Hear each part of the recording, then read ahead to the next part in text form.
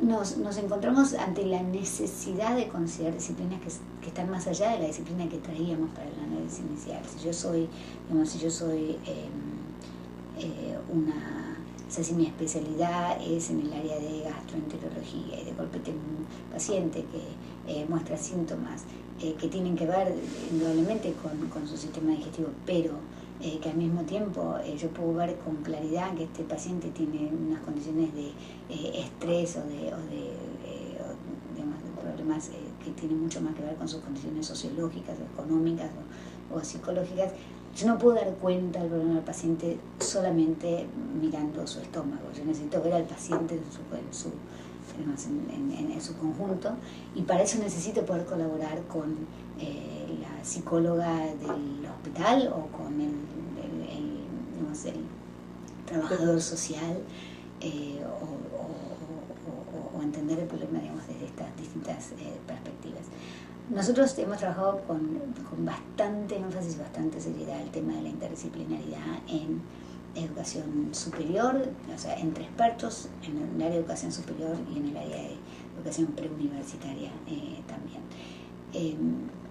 Parte de nuestra motivación fue, para ser honesta, que habíamos visto que mucho de lo que iba bajo el título de interdisciplinaridad era de una calidad espantosa, o sea que había mucho vaciamiento de las disciplinas en el discurso acerca de la fuerza y la maravilla de la interdisciplinaridad. Entonces nos dedicamos, esto es un proyecto que inicié con Howard Gardner hace unos 8 años, y y ahora estoy, digamos, los primeros 2 años los hicimos juntos, ahora yo estoy a cargo de esta iniciativa. Lo que hicimos fue mirar una vez más cómo trabajan los expertos en áreas interdisciplinarias. En particular nos interesó mucho entender el problema de la evaluación de calidad del trabajo interdisciplinario, que resulta ser una especie de agujero negro, como digo yo, o el talón de Aquiles de la interdisciplinaridad, porque presenta desafíos tanto para la evaluación de propuestas de investigación en la punta, en el caso de los expertos, como para la evaluación del trabajo de los alumnos. Y el resultado de nuestro trabajo, de varios años y varios estudios, diría que los resultados fundamentales tienen que ver con un programa de evaluación bastante riguroso, y te voy a dar los papers para que puedas distribuirlos en la conferencia, y un modelo de instrucción o un marco para la instrucción que tiene mucho que ver con enseñanza para la comprensión, pero en donde redefinimos lo que sería el equivalente de los temas generativos o los tópicos generativos, los redefinimos dentro de, digamos, un marco más interdisciplinar, y miramos así en más detalle en qué consiste la instrucción exitosa. Si quieres después te cuento el ejemplo de alguna unidad como para mostrarlo. Y hicimos un análisis bastante riguroso también de la epistemología de la interdisciplinaridad. ¿Cómo es que las disciplinas se combinan? O sea, ¿cuáles son la enorme variedad de tipos de integraciones interdisciplinarias posibles? Así que cuando vos hablas, justamente decís no de hacer interdisciplinas, sino de integraciones interdisciplinarias. ¿Podrías contarme un poco más acerca de estas maneras en que encontraron estas enormes variedades? Y seguramente cada caso que uno estudia hay combinaciones distintas, pero ¿cómo ustedes pudieron de alguna manera organizar algunas formas más prototípicas en que se hacen estas integraciones? Lo que nosotros hicimos fue mirar de la enorme variedad de integraciones que habíamos documentado, y esto entre expertos y entre profesores de nivel superior. Dijimos, bueno, ¿cuáles son los casos típicos, digamos? ¿Cuáles son las maneras en que estas disciplinas se reúnen? Y nuestra agenda, o sea, lo que quisimos hacer es poder identificar algo así como la esencia de ese punto de encuentro en donde la suma de las partes es más que el total, digamos, ¿no? O sea, ¿cuál es esa magia, ese espacio mágico que ocurre? Y cómo es que la combinación de disciplinas nos permite entender algo sobre el fenómeno que estamos estudiando, que no es simplemente la suma de las dos disciplinas, ¿no? Que no es la suma de la perspectiva de la disciplina A más la suma de la disciplina B. Exacto. O sea, ¿qué es lo que ocurre cuando uno se mueve más allá del paper, del artículo que dice esta es la definición, esta es la dimensión política del fenómeno, esta es la dimensión económica, esta es la dimensión social? conclusión y no hay integración alguna. Uh-huh. ¿No? Entonces, ¿qué es lo que ocurre en ese espacio de articulación? Te voy a dar varios ejemplos, los vamos a mirar, podemos mirar algunos con más detenimiento que otros. Pero una de las integraciones que nosotros miramos es lo que nosotros llamamos una síntesis estética.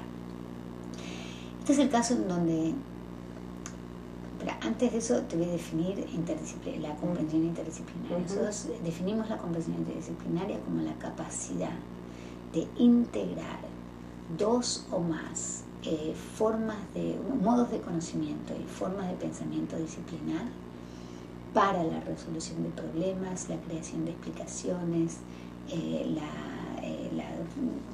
generación de productos, la generación de preguntas nuevas. Y esta integración debe ocurrir de manera tal que la comprensión generada no sea casi posible a través de las disciplinas individuales, digamos, que realmente haya un valor agregado, un valor cognitivo agregado, un avance de la comprensión que surge de esta integración. Entonces, para nosotros esta integración tiene un papel clave en el avance de la comprensión. Entonces, te describo algunos ejemplos como para tener, digamos, más en claro. Un ejemplo, un caso de integración interdisciplinaria es lo que nosotros llamamos la síntesis estética. En este caso, los estudiantes pueden estar trabajando un tema en biología, o un tema en matemáticas, o un tema en historia o en sociología. Y el desafío que tienen es el de generar una obra de arte, una representación estética, artística de este fenómeno que están estudiando. Te doy el ejemplo de un monumento histórico, un memorial generado como producto de un curso sobre genocidios en el siglo XX. En este caso, la profesora de Historia y de Arte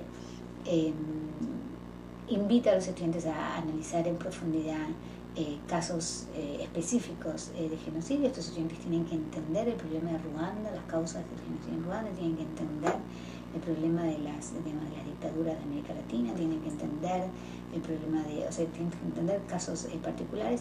El curso en sí mismo está estructurado alrededor del caso, por supuesto, del caso del Holocausto. Entonces, estos estudiantes se espera que entiendan tanto las similitudes como las diferencias y lo que hace que cada uno de estos genocidios haya sido único. Como forma de integración final, y habiendo invitado a los estudiantes a trabajar en representaciones artísticas de estos genocidios a lo largo del curso, esto no es una sorpresa al final del curso y ahora hagamos un monumento, sino que más bien es un análisis a lo largo del tiempo de muchos monumentos o muchos memoriales y elementos de arquitectura de memoriales y demás. Los estudiantes se los invita a generar un monumento histórico que capte algo importante acerca del genocidio en particular que están estudiando. Uno de estos estudiantes, por ejemplo, trabaja el caso de Ruanda y lo que en un momento dado le propone a la profesora que lo que ella va a hacer un monumento sobre el sufrimiento humano, ¿no? Entonces la profesora muy astutamente le dice, bueno, ¿cuál fue el tipo exacto de sufrimiento humano que ocurrió en Ruanda? Entonces, en algún sentido, le está pidiendo a este estudiante que en su representación estética de sufrimiento humano tenga un eje puesto en Ruanda como fenómeno histórico, ¿no? Entonces, bueno, lo que ocurrió en Ruanda, que hace a Ruanda un caso muy particular, es la compresión en el tiempo de la crisis en Ruanda.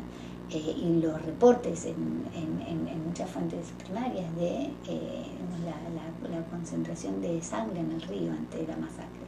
Entonces se habla del río que cambió de color en el momento del genocidio.